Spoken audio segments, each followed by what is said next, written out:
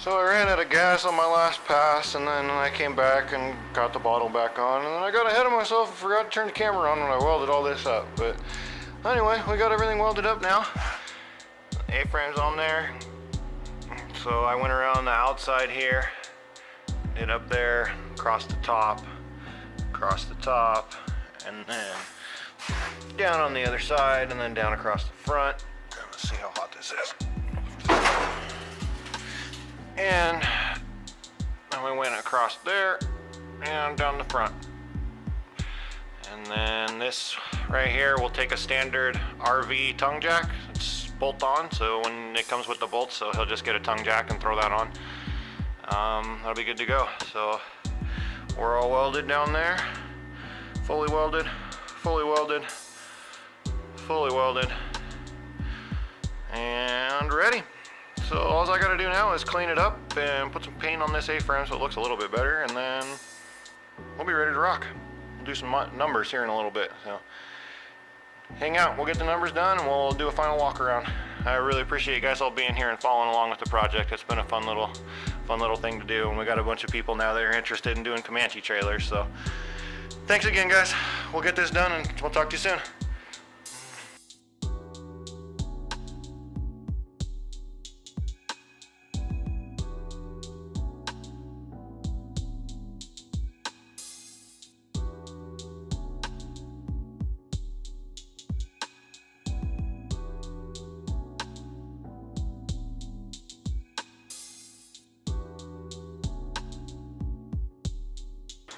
Alright, I just took a wire brush or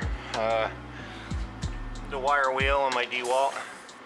That takes off lots of loose stuff real quick, so I just ran over the A-frame real quick and knocked all the loose stuff off, so that way what I spray on there will have something nice to stick to.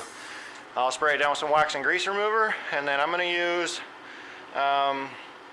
rubberized undercoating, which is what you normally use on the underside. I'm going to use that all across here. And that'll take care of sealing everything up, and it'll also give a rock chip coating, so if chips hit it, it won't flake off. and then I'll go over that rubberized undercoating with just some cheap rattle can, and that'll seal the undercoating up, and it should be good to go. That's all this project will need. I mean, it's cheap, easy, and if you're a DIY guy, you probably got some of that stuff laying around in the cabinet anyway. So I'm gonna prep it up and get a shot, and then we'll do a walk around. Thanks.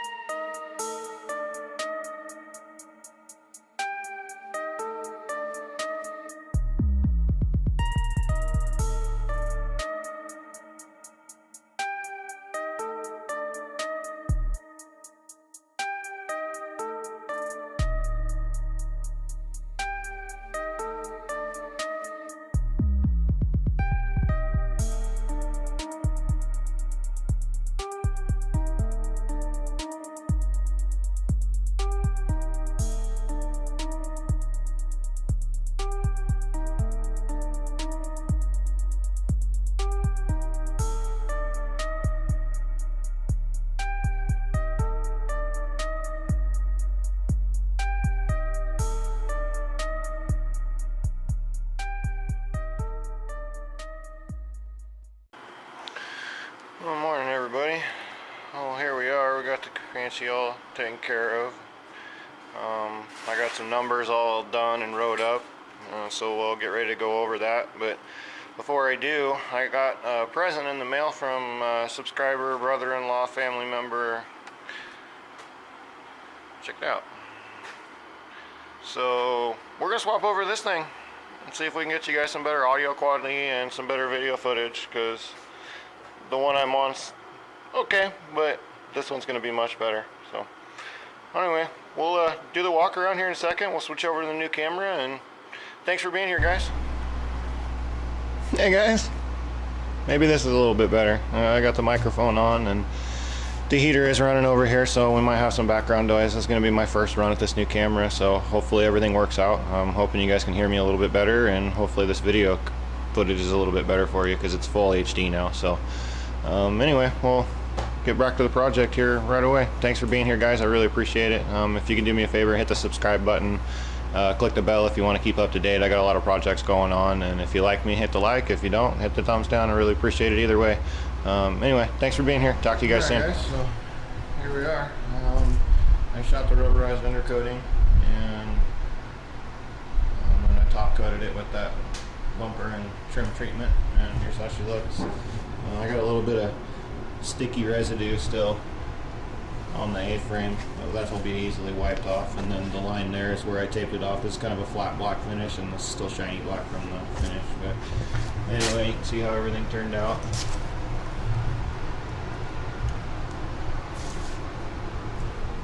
My plate's all nice and finished.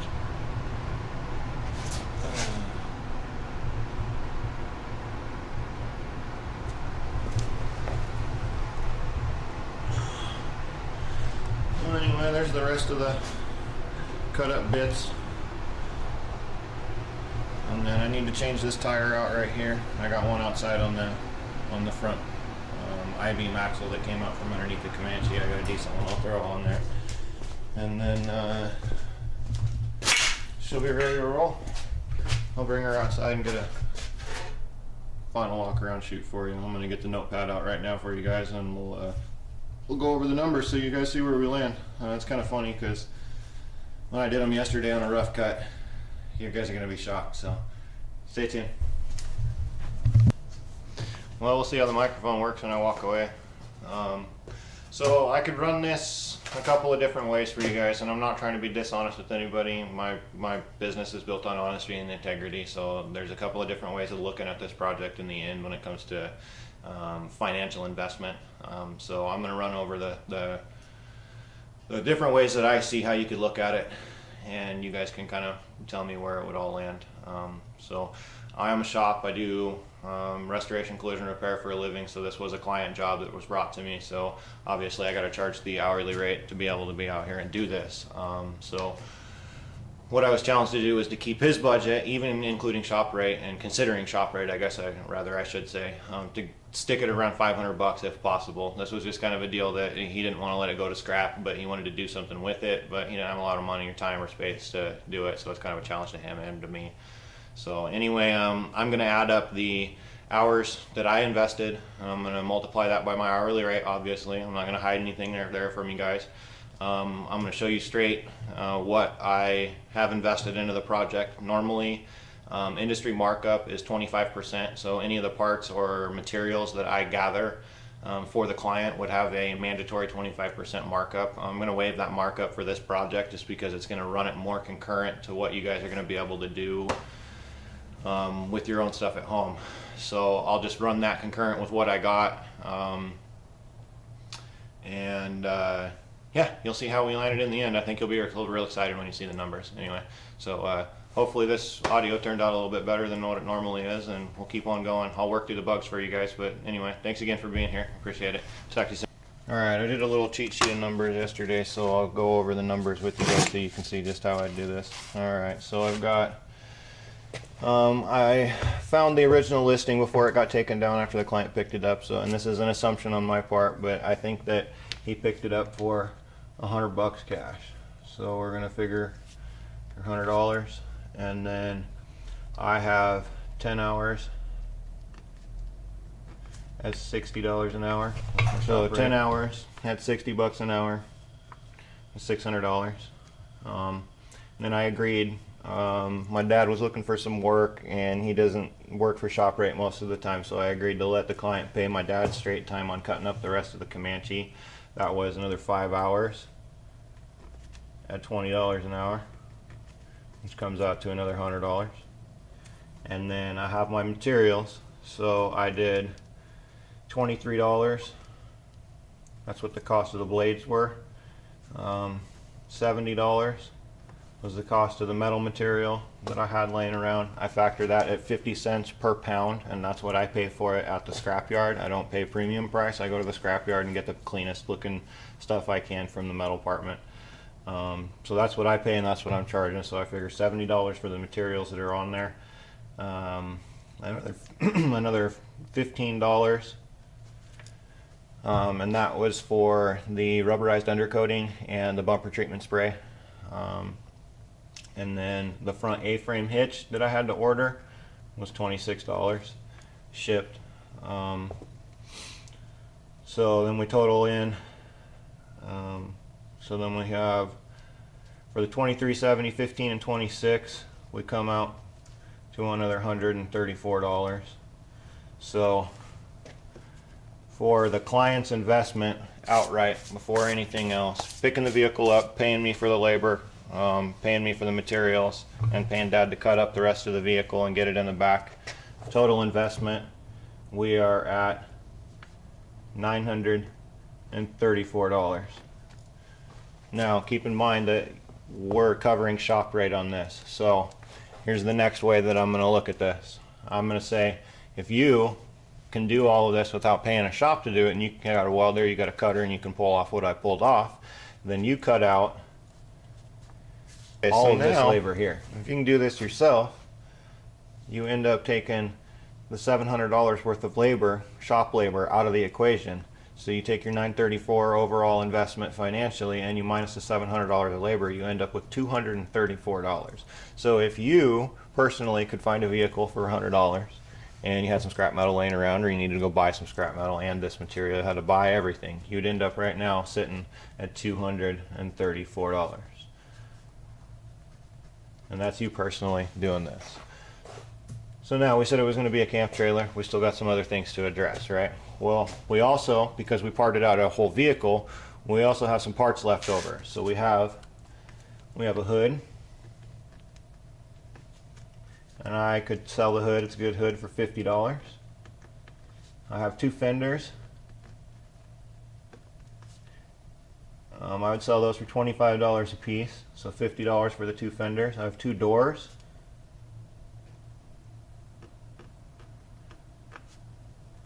And I would sell the two doors for $50.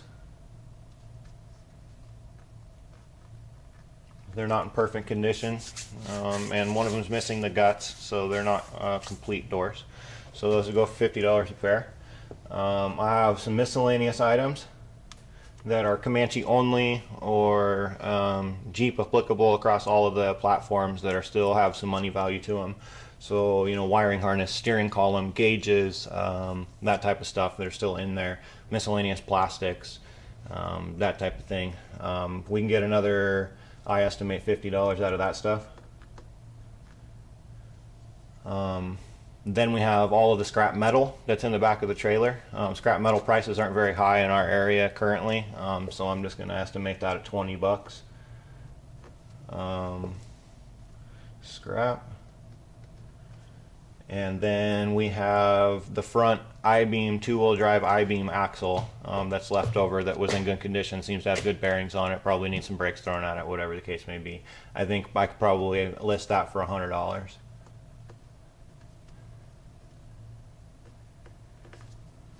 So this is all of our scrap parts over here that we still have.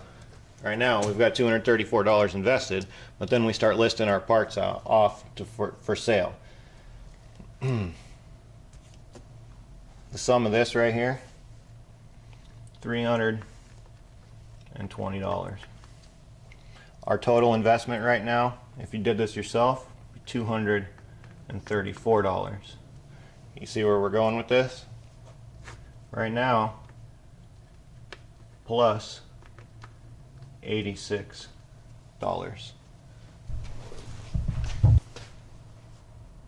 Plus $86.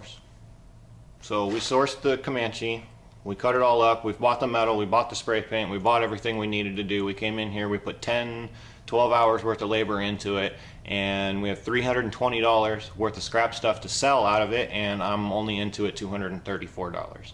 Now, me as a shop, I have to add the shop labor to it, obviously. That's where we get the $900 from, but right now you could have made $86. So if we're talking about a $500 overall investment on a camp trailer, we still got $500 plus another $86. So we're almost at $600 still that we have left to invest into this supposed camp trailer, and it is on the ground, ready to go. I need some safety chains and some lights, which is really, really cheap and easy over at the Harbor Freight, and we're ready to start on the camp stuff. So I was actually pretty shocked last night when I sat down and did the numbers. You know, I'm one of those guys that I just do the work. I don't worry about what the numbers are going to end up being in the end unless I have, you know, a budget from the client.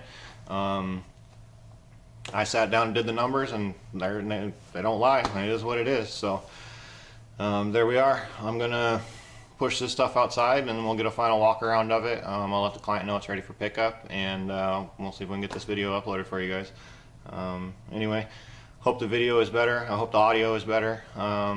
We'll be making some more videos of some more projects. I'm going to be kicking off a bunch of more stuff here coming up pretty soon. So anyway, stay tuned on the Facebook page and the Facebook group to show off the web page, however you want to follow me. I really appreciate it. But anyway, talk to you guys soon, and hope you enjoyed the Comanche trailer. We'll get to the next phase here coming shortly. Thanks for being here, guys.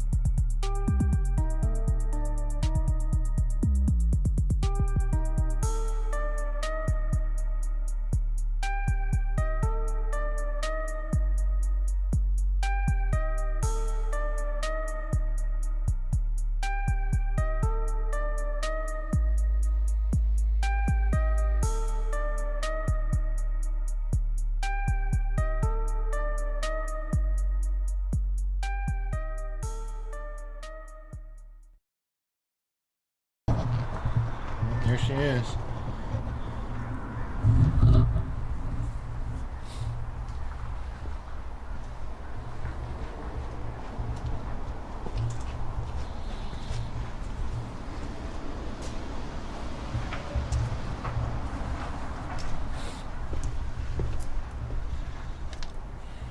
Now the taillight wiring is left underneath it. The client might take it out and solder everything back together and list it for sale. He might be able to get some more money back that way. I'm sure he's got another set of taillights for it, so we might end up just running the taillights, but I think for now he's just going to pick up a cheap tongue jack a cheap set of safety chains, and a cheap set of Magnon tail lights with the 4-way pigtail. And she'll be legal beagle and ready to go. Appreciate everybody watching. I hope you enjoyed my work. Hope maybe you learned something. Maybe I'll see a few more of these things out on the trail or out on the road. I'm actually really thinking about doing one for myself, because I got 2 kids and we go all the time, and I really love my Cherokee. I don't want to have to get into something else, and this might just be the way to do it. So what do we got left? We need a source of canopy. Used canopy for an S10 shouldn't cost us more than $100 unless we want to get fancy and get the barn door one, and then we might have to spend some money on that.